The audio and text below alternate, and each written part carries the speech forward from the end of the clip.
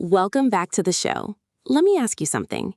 Have you ever noticed that when the stock market crashes, the headlines scream disaster, people panic, and millions rush to sell?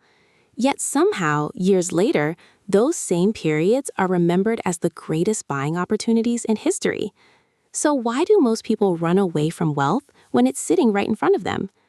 Today's guest is a behavioral finance expert, financial psychologist, and long-term value investor who has spent decades studying the hidden forces that drive investor decisions.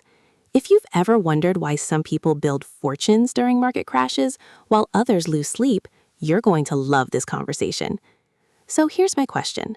Why do market crashes create opportunities instead of just creating losses? That's a fascinating question because the answer has very little to do with numbers and almost everything to do with human psychology. Think about this. Imagine your favorite store suddenly announces a 40% discount on everything.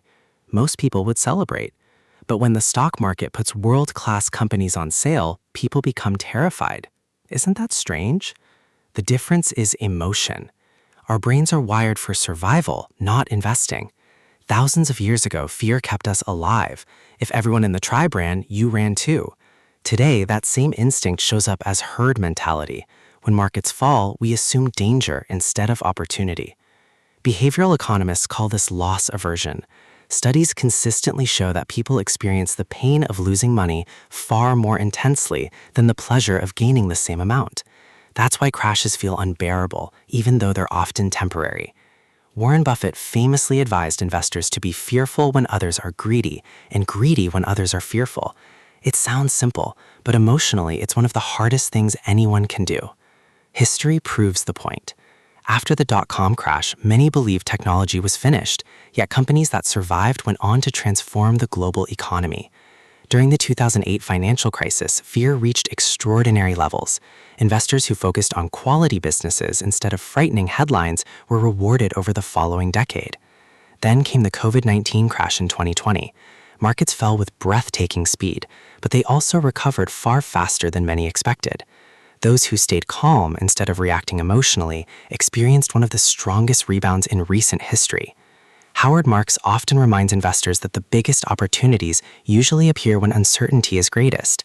That's because prices don't just reflect facts, they reflect emotions. Here's what most people never realize.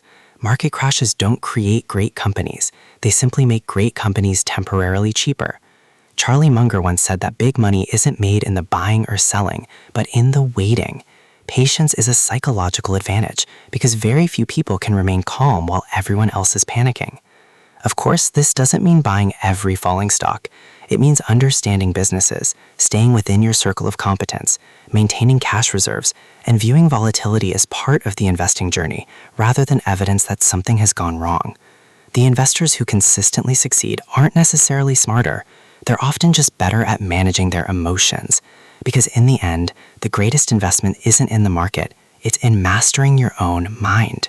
What a powerful perspective.